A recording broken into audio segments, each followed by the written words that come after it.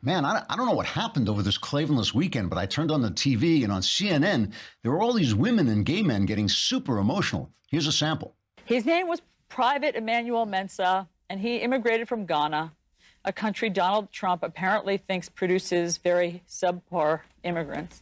I don't know why the president doesn't know that. I was there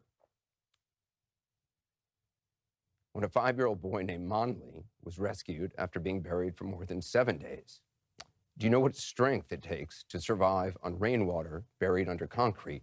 A 5-year-old boy buried for 7 days. Haitians slap your hand hard when they shake it. They look you in the eye. They don't blink. They stand tall, and they have dignity. It's a dignity many in this White House could learn from.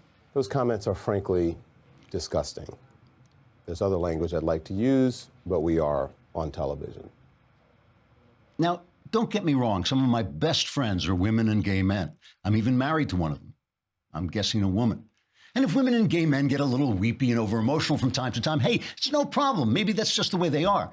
But what's it got to do with the news? I mean, apparently, they were all choked up that the president allegedly used a dirty word to describe some countries that, let's face it, are hellholes.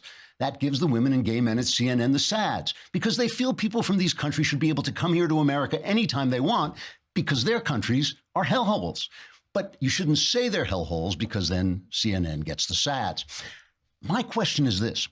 Who cares if CNN has the sads? What's that to me? I mean, isn't CNN a news channel? Shouldn't they be covering important issues like the fact that 92% of foreign nationals in our prisons are illegal immigrants, and each one of those criminals had one or more victims whose life may have been ruined or even ended by them? Or that illegal immigrants take money out of our medical support systems without having put any money in? Or that they take jobs away from poor Americans? Shouldn't CNN lips be trembling and CNN eyes getting misty over their fellow countrymen who suffer at the hands of illegal immigrants?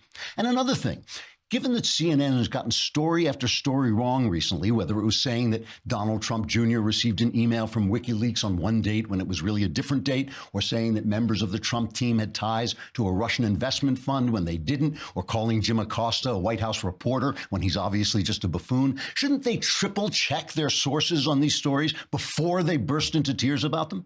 The point is, you could be forgiven for feeling that the people at CNN aren't really all that upset about Donald Trump using a dirty word, that they're just trying to manipulate our emotions so we'll support Democrat policies that make our country worse instead of Trump policies that are actually making our country better.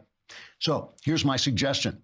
How about from now on CNN, they just report the facts. And if any of their reporters, whether they're female or homosexual or Chris Cuomo, if any of them get teary-eyed, they can walk off camera and collect themselves and then come back on and continue to describe how Donald Trump's immigration reforms are better than Obama letting wave upon wave of illegals and refugees into our country unvetted.